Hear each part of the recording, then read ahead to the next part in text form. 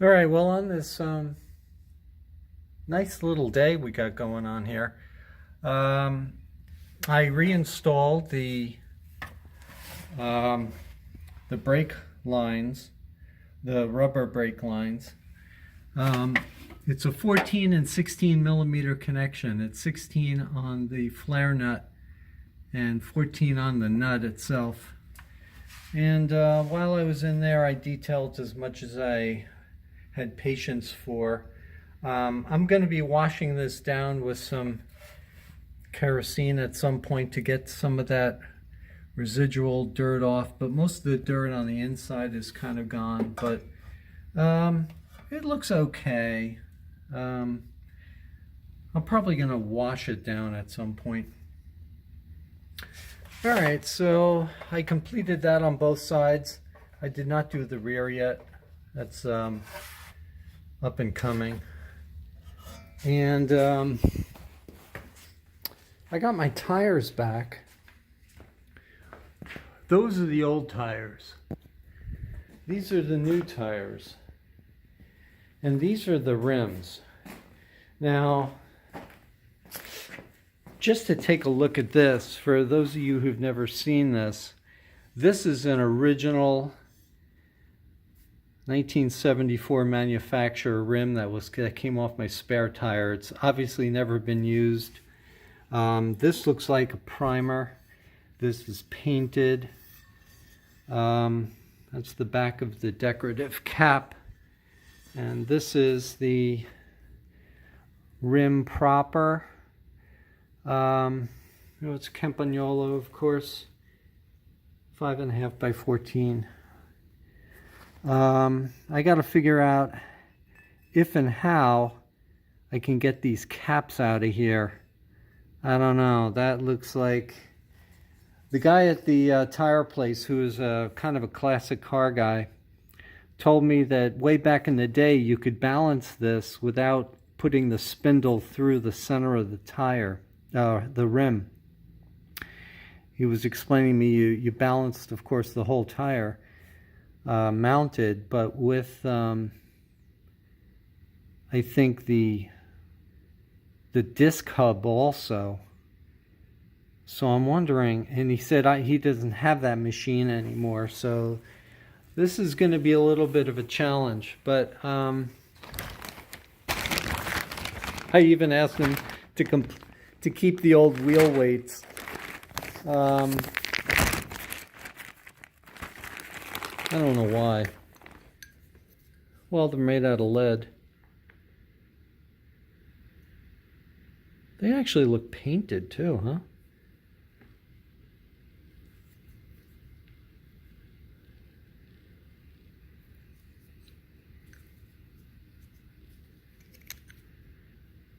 That's probably off the spare. Maybe not. You can see the ones that were like new and the ones that are not. All right, so there's enough of that minutia. Wow, those look... That's off the spare. I guess I'll keep that one. Huh. Really interesting. All right, so what I'm going to be doing is cleaning up the inside of these. See how that goes. We'll see what kind of results I get. I'll test out a couple of different solvents on it. These should clean up pretty well, I think, right?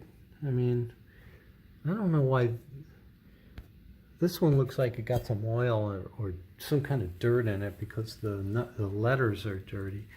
These are in better shape. That one, of course, the new one, or the unused one, I should say, the spare. All right, catch you later.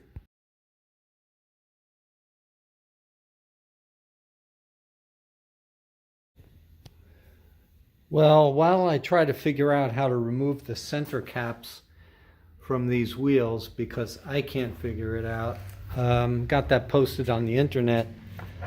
Here's a comparison between the rear brake hose, original, which is Ate, and reproduction, new production, whatever. The length is good, and they are good enough to put a flange. This flange is built in, as is this. The flange is a little bit smaller, but I don't think that matters. So anyway, what you got to do is reuse this washer. It's not in the greatest of shape, but I think it's good enough. Got to reuse that washer and reinstall it. Now the trick here, at least what I found, is I removed the junction because trying to remove the hose, it was in this orientation, the hose connects here. Trying to remove this hose, it twists this way.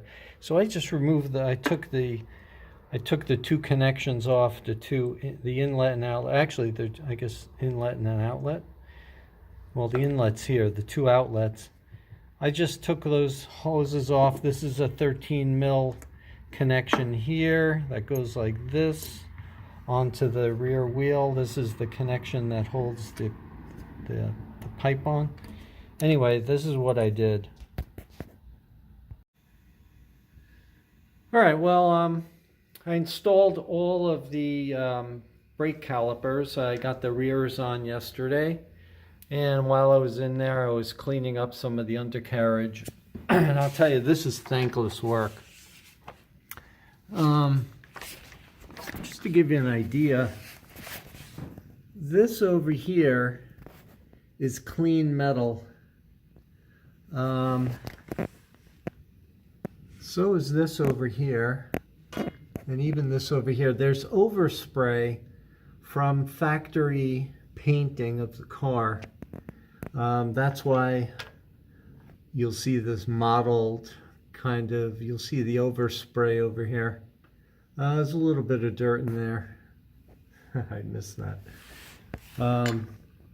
Basically what I've been using is diesel straight and heat, because there's a lot of remnants of the undercoating, the rust proofing, I should say. And here's a picture of, you see that tan stuff? That's undercoating. That's rust proofing that was sprayed under the car. And had it not been for that, this car would have been, well, maybe not, maybe a little bit less, pristine. I didn't do these areas right on the outer rocker panel. It's a 3-layer thing here. I didn't do this yet. I'm saving that for last, because I've been basically working my way from inside to outside. So this area is completed. I think I have one more area on the other side of the car. I'm trying to get all this done. It is thankless work. I think I have to do the opposite side to here on the other side. All right. I'm also going to hit inside the wheel wells with diesel also. I think it'll give a much better appearance and loosen up some of this residual dirt in here. I've already cleaned this once or twice. Look how nice the trailing arm looks. I mean, that's original factory finish on that. It's just black gloss. Maybe semi-gloss. I worked on the differential as much as I could stand.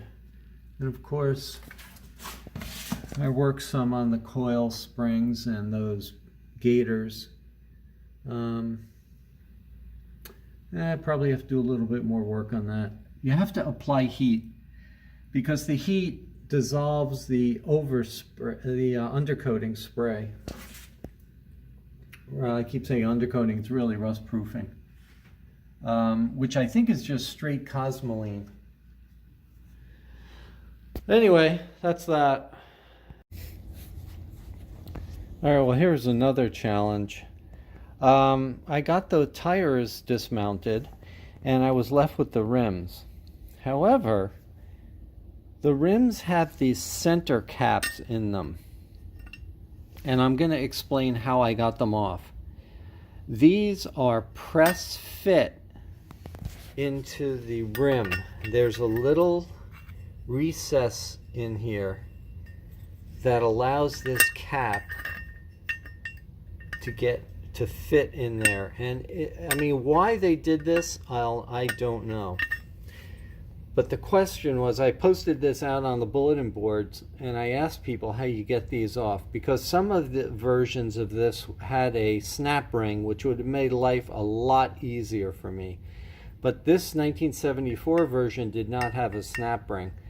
So you got to figure out a way to push this out. So what I did is I built a tool, and it's basically half of a golf ball put on an end of a I cut down a old pool cue that was wrecked. I've been using it for scrap.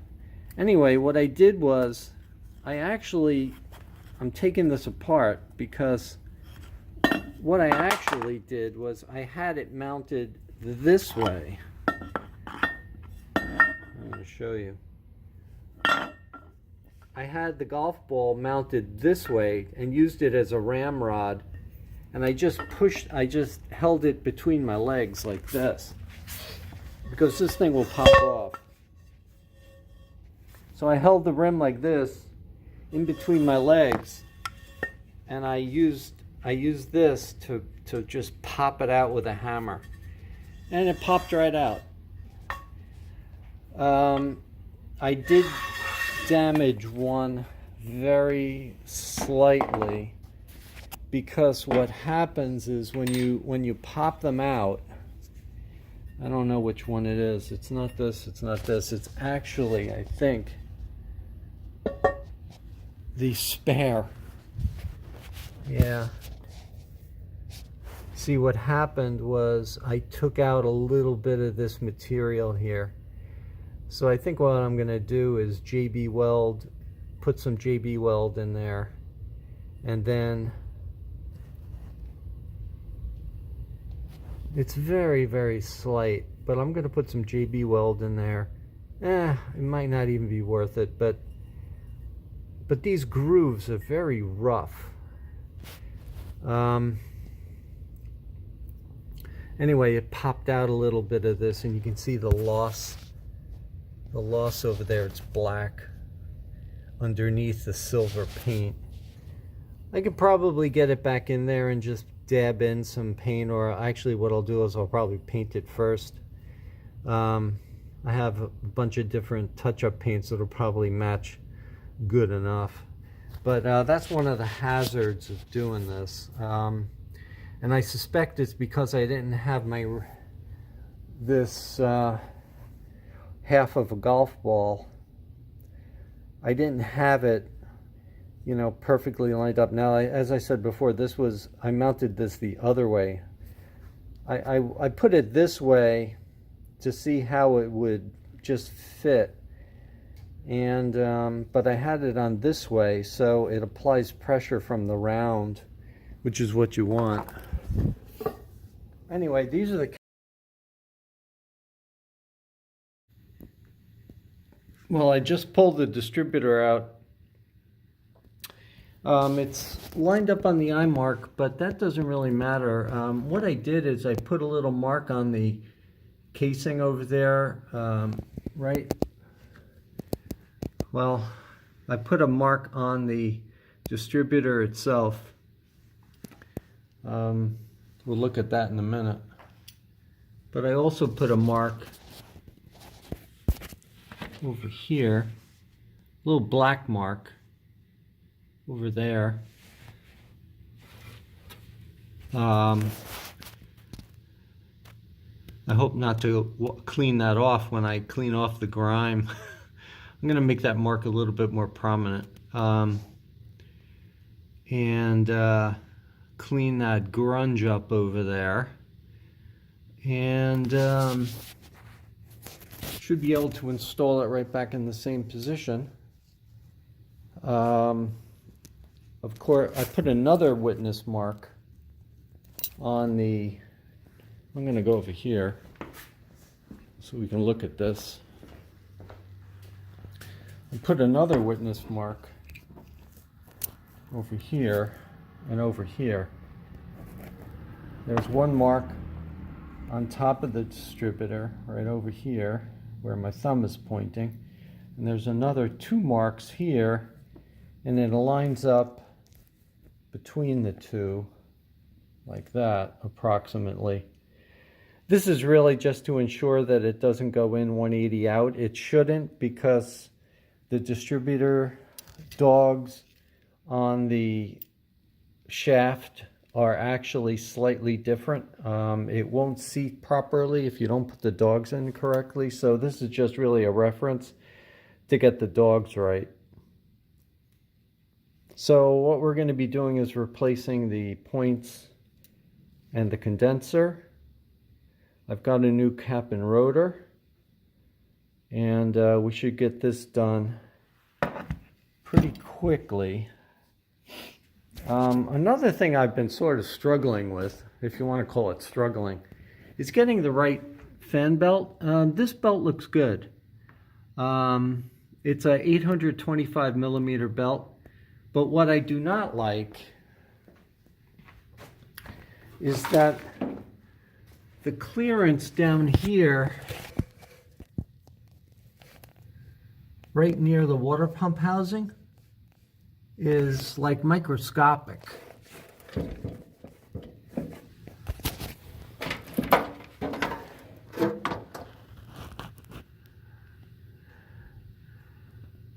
And that's going to be fraying against there. So I think the reason is because the belt is sitting a little bit proud of the pulley. And as you can probably see there, it's sitting a little bit proud of the pulley, which I guess speaks to the dimension at the bottom of the pulley, the bottom dimension of the belt itself. This is 10 millimeters on top, which I think is good. 9.5 would be better. But it's the V shape, and what I'm trying to communicate to you is this dimension down here. The V has to be a little bit more cut in. So I don't know. This will probably work. And I'm just wiggling this around to see how much room it has.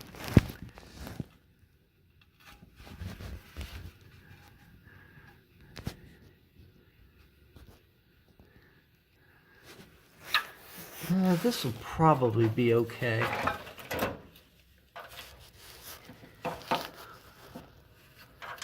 I'm trying to get a good visual on this. It's a little bit tough.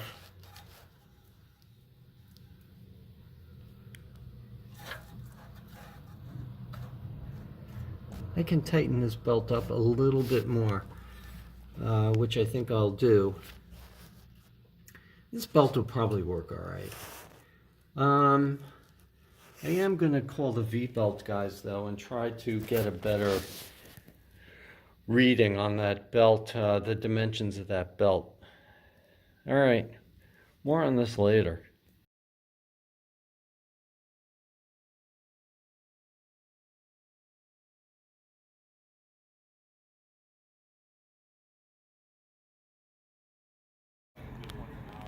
All right, I'm going to explain how I'm going to clean this. Basically, I wanted to just give you an idea of what kind of dirt. I actually used some diesel over here, and it came up really great. But anyway, these are these wheels are actually pretty clean to begin with. It's got to be dirt in there. But they're pretty clean. They're in the recesses, there's some stuff, but I'm going to explain to you how I'm going to clean these. First thing that I do is I'm going to use the oil flow. This is a water-based solvent that is nasty. It's water-based though, and I'm just going to spray this around like this.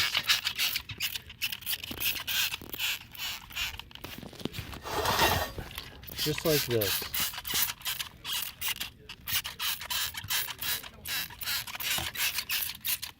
All right. I'm actually running out. I bought a gallon of this stuff.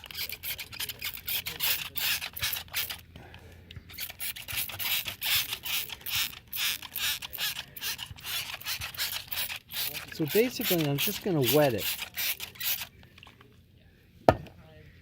This stuff, I'm telling you, is nasty stuff. But it's water-based, it's water-soluble. So what I'm going to do now is I'm going to work on the inside. And I'm going to use my trusty old... I'm looking for one of my other tools and I can't find it. Anyway, I'm going to use this it's not Brillo, it's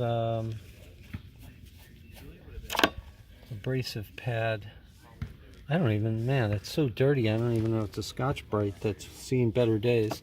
And I'm also going to use this thing, and what I'm going to do is I'm going to go in here and I'm going to start working it in. Now occasionally you have to wet this down with water. And water actually helps. So I'm going to let it soak in here for a little bit with the water sprayed on top. If you don't spray it with water, it'll actually dry out fairly quickly. And it's cool and windy out here today. Alright, so that's step one. I'm going to do it on the inside, outside. Give it the brush treatment. So, you know, it doesn't look like it's doing much, but believe me, it's getting in there and it's scrubbing it. So that's what the process is going to be. And I could probably use this brush. I have a whole set of these cheap Chinese brushes. So I'm going to use this, I guess, and just clean away.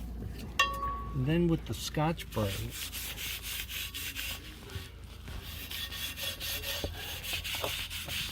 so that gives you an idea of what we're going to get in the end. So let me work on this for about a half an hour. Alright, well here's the results. This wheel is very nice and clean. First, I'm very happy with these results. That's number one. So, you know, it took off everything that was... I mean, look at the inside of this. I mean, this thing is like, looks brand freaking new. It is really spectacular. I mean, this looks like as good as a spare. Just a little side note, this wheel lost a lot of, it has a lot of chips in it. I don't know what that is from, but I'm going to have to touch those up. This wheel is cosmetically, in the front, is in the worst condition of all the wheels. But that's basically the process. And again, I'm really happy with the results.